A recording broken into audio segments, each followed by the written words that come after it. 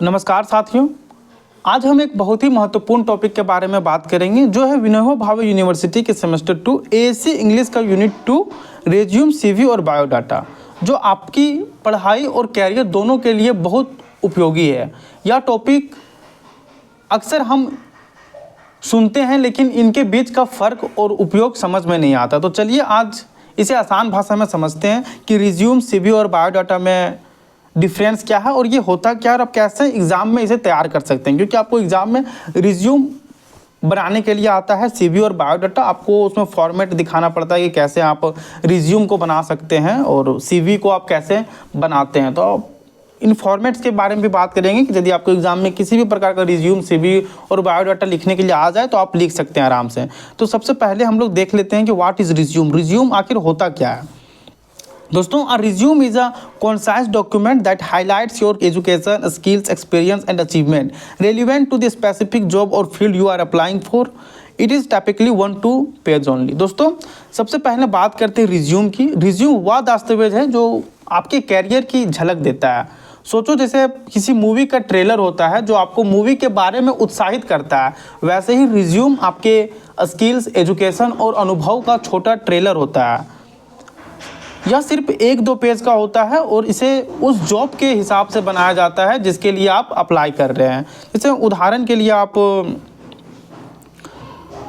लिए मान लीजिए आपने कंप्यूटर साइंस में ग्रेजुएशन किया है और आप एक सॉफ्टवेयर डेवलपर की नौकरी के लिए आवेदन कर रहे हैं, तो आपका रिज्यूम में ये ज़रूर होना चाहिए आपकी पढ़ाई, जैसे बीएससी इन कंप्यूटर साइंस आप जो भी कर रहे हैं, और फिर आपकी स्किल्स जैसे पाइथन, जावा और कोई प्रोजेक्ट जैसे कॉलेज मैनेजमेंट सिस्टम और स्मार्ट और टारगेटेड रिज्यूम बनाना ही सबसे ज़रूरी होता है। तो अब देखिए नीचे हमने यहाँ क्वेश्चन भी ले रखा है कि आप कैसे रिज्यूम को तैयार कर सकते हैं। एग्जाम्पल के साथ पूरा उसको डिटेल में ले रखा है कि आप कैसे रिज्यूम को तैयार कर सकते हैं। इसके बाद हम लोग बात करते हैं व्हाट इज सीवी।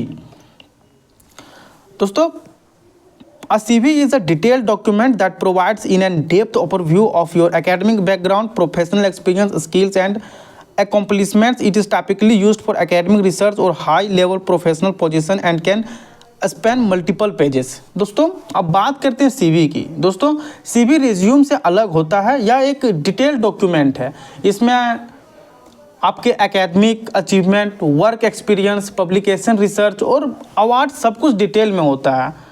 और रिज्यूम में क्या होता है कि उसमें मतलब आप हाईलाइट चीज़ों को दिखाते हैं और इसमें आपको यह एक डिटेल डॉक्यूमेंट है। इसमें आपको academic achievement, work experience, publication, research और अवार्ड सब कुछ डिटेल में होता है। ख़ास तौर पर जब आप किसी एकेडमिक, रिसर्च या प्रोफेसर जैसी पोजीशन के लिए अप्लाई कर रहे हैं तब सीवी ज़रूरी होता है। उदाहरण के लिए जैसे कि मान लीजिए अगर आपने AI इन हेल्थ केयर पर रिसर्च किया है और किसी यूनिवर्सिटी में अप्लाई कर रहे हैं तो आपका CV ऐसा होना चाहिए जिसमें आपका प्रोजेक्ट, पब्लिकेशन और रिसर्च गाइड का नाम भी लिखा हो। समझें, रिज्यूम से ज़्यादा डिटेल होता है। तो आप इस प्रकार से कुछ डिफरेंस लिख सकते हैं, क्योंकि डिफरेंस लिखने के लिए भी आपका आता है। आप वीडियो में बने रहिए, यहाँ पर हम एग्जाम्पल भी ले रखा है फॉर्मेट के साथ बताएंगे आपको कि रिज्यूम का फॉर्मेट क्या होता है और आप उस फॉर्मेट में कैसे आप रिज्यूम को तैयार कर सकते हैं। आइए पहले बात कर लेते हैं बायोडाटा। दोस्तों अब आती है बायोडाटा की पारी। ये शब्द आपको शायद शादी विवाह के फॉर्म्स में सुनने को मिला होगा। बायोडाटा का मतलब है बायोग्राफिकल डाटा, यानी आपका व्यक्तिगत और शैक्षणिक विवरण। इसमें आपकी जन्म तिथि, जेंडर, धर्म, वैवाहिक स्थिति जैसी बातें होती है। इसे ज़्यादातर शादी, सरकारी फॉर्म्स या कहीं कहीं नौकरी के लिए भी इस्तेमाल किया जाता है।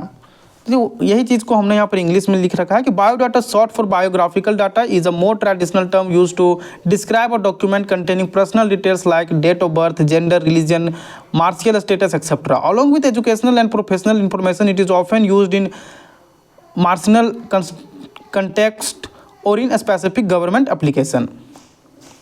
उदाहरण के लिए अगर आपको बायोडाटा बनाना है तो उसमें आप क्या क्या लिखिएगा? अपना नाम, जन्म तिथि, जेंडर, फिर वैवाहिक स्थिति और शैक्षणिक योग्यता, ये सारी चीज़ें होती है।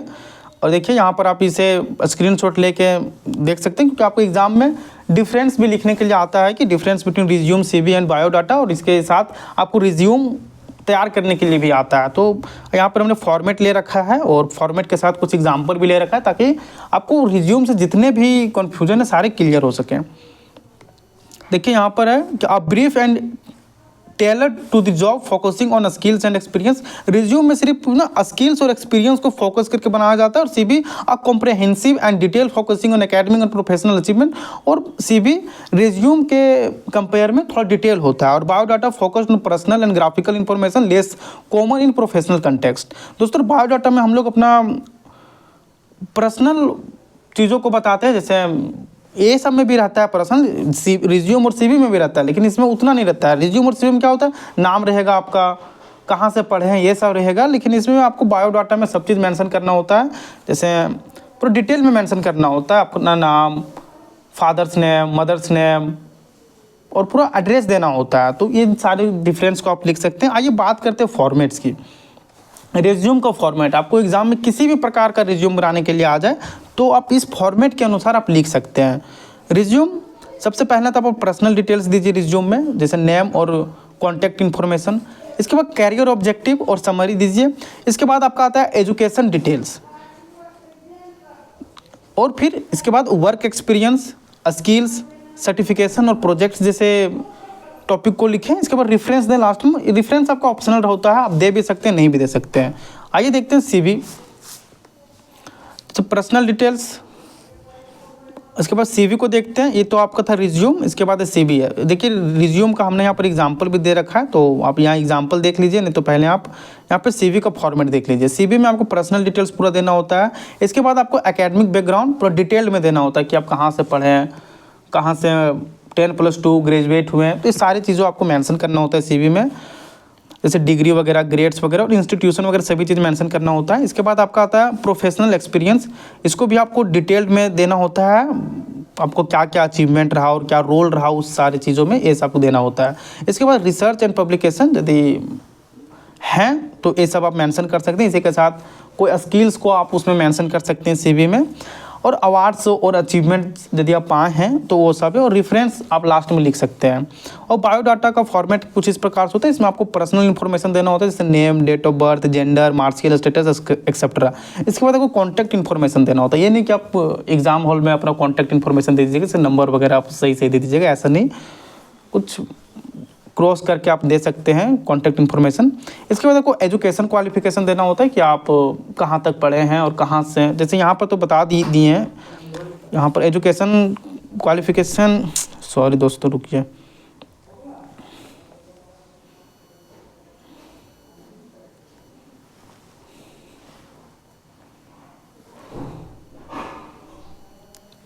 एजुकेशन क्वालिफिकेशन में आपको आप कहाँ से पढ़े हैं और कहाँ तक पढ़े हैं ये सब आपको देना होता है। फिर वर्क एक्सपीरियंस, यदि कुछ आपका वर्क एक्सपीरियंस है तो वो सब आप दे सकते हैं। स्किल्स ऑप्शनल होता है, आप दे भी सकते हैं, नहीं भी दे सकते हैं बायोडाटा में, लेकिन आपको CV और रिज्यूम में आपको स्किल्स देना होता है।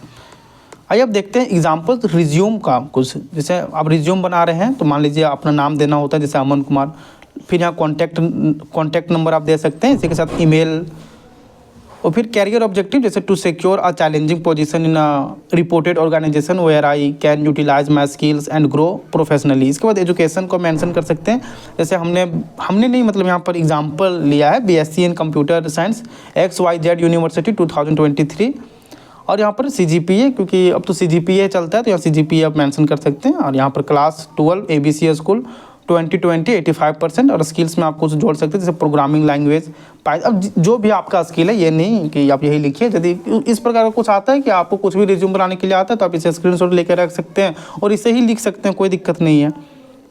आइए बात करते हैं CV का एग्जाम्पल। इसमें भी आपको सबसे पहले अपना नेम लिखना होता है, इसके बाद आपको कॉन्टैक्ट। CV ना रिज्यूम से थोड़ा डिटेल होता है, तो लगभग सेम ही होता है, लेकिन इसमें हम लोग थोड़ा ज़्यादा कॉम्प्रीहेंसिव करते हैं। इसके बाद आपको कॉन्टैक्ट देना होता है, उसके बाद ईमेल। इसके बाद आपको यहाँ एजुकेशन को पूरा डिटेल में लिखना होता है, जैसे BSc इन कंप्यूटर साइंस XYZ यूनिवर्सिटी, जिस ईयर में आपका कंप्लीट हुआ है वो दे सकते हैं। रिसर्च प्रोजेक्ट, यदि आपके कोई रिसर्च में आप योगदान दिए हैं तो वो सब लिख सकते हैं। इसके बाद अपना क्लास 12 ABC स्कूल 2022, 85%, मतलब यदि रिवर्सिबल दीजिएगा, यदि रिवर्सिबल में अच्छा हो रहा है तो वो आप दे सकते हैं। रिवर्सिबल जैसे आप ज़्यादातर आप क्या कीजिएगा कि शुरू से कीजिएगा क्लास 12 ABC स्कूल 2020 85, उसके बाद BSc, तो कोशिश कीजिएगा ना कि आप जिस पोजीशन में हैं अभी उसे पहले लिखें, उसके बाद फिर उसके नीचे वाला, फिर लास्ट में जहाँ से आप एजुकेशन स्टार्ट किए वो लिख सकते हैं। पूरा लास्ट तक नहीं कीजिएगा, नर्सरी प्री नर्सरी, आप क्लास 10 तक या 12 तक लास्ट कर सकते हैं। यदि आपका कोई एक्सपीरियंस है तो वो लिख सकते हैं, जैसे intern tech solution private limited 2020 developed automation script, आप अपने अनुसार से स्किल्स लिख सकते हैं। बस ये हम आपको समझाने के लिए इसे तैयार किए हैं। इसके बाद आप स्किल्स में जैसे जो भी आपका स्किल है, जब बोले ना कि रिज्यूम और CV लगभग सेम होता है, बस इसमें आपका जो होता है CV में तो डिटेल्ड और कॉम्प्रिहेंसिव होता है। पाइथन डाटा एनालिसिस टूल्स, मतलब जो भी है आपका। फिर यदि आपने कुछ अवार्ड वगैरह लिया है तो उसे आप मेंशन कर सकते हैं। रेफरेंस आप लिख सकते हैं, तो कॉन्टैक्ट फिर लास्ट में। अब आइए बात करते हैं बायोडाटा। बायोडाटा में आपका क्या क्या होगा, आपका सबसे पहले name, date of birth, gender, marital status, और भी मतलब बायोडाटा में जो भी आप अपने बारे में बता सकते हैं। बायोडाटा अक्सर लिया क्यों जाता है, आपके बारे में जानने के लिए, तो ये सारी चीज़ें को दे मेंशन करें बायोडाटा में, जो आप दे सकते हैं। जैसे यहाँ पर देखिए name, date of birth, gender, जैसे है name Aman Kumar, date of birth 15 March 2001, gender, marital status, अब जो भी हैं, कॉन्टैक्ट नंबर, ईमेल, फिर एजुकेशन को मेंशन कर सकते हैं। यदि स्किल्स कुछ है तो वे सारी चीज़ मेंशन कर सकते हैं। दोस्तों अब बात करते हैं, यदि अभी तक आपने धनबाद मैथ्स एकेडमी एप्लीकेशन को इंस्टॉल नहीं किया है तो आपको डिस्क्रिप्शन बॉक्स में एप्लीकेशन का लिंक मिल जाएगा, वहाँ से आप धनबाद मैथ्स एकेडमी को इंस्टॉल करके सभी सेमेस्टर का क्लासेस पढ़ सकते हैं। यहाँ पर आपको daily live classes, class notes का PDF, DMA गेस्ट पेपर, जो आपके एग्ज़ाम के पॉइंट ऑफ व्यू से बनाया जाता है। आपको सिलेबस को डिटेल में एनालिसिस करके हर एक टॉपिक का मोस्ट इंपॉर्टेंट क्वेश्चन तैयार किया जाता है, जो आपके एग्ज़ाम में डायरेक्ट पूछे जाते हैं। फिर आपको PYQs 5-6 साल का PYQs को लेकर आपको तैयारी करवाया जाता है। कोई आपका डाउट रह गया तो आप डाउट डिस्कशन ग्रुप में पूछ सकते हैं। दोस्तों यदि अभी तक आपने टेलीग्राम चैनल, व्हाट्सएप चैनल पर फॉलो नहीं कर रखा है तो आपको डिस्क्रिप्शन बॉक्स में दोनों का लिंक मिल जाएगा, वहाँ से आप हमें फॉलो कर सकते हैं। और वीडियो यदि आपको अच्छी लगी हो तो वीडियो को लाइक ज़रूर करें और चैनल को सब्सक्राइब करके रखें, क्योंकि हम आपके लिए ऐसे ही वीडियोज़ और अपडेट्स लाते रहते हैं। धन्यवाद दोस्तों।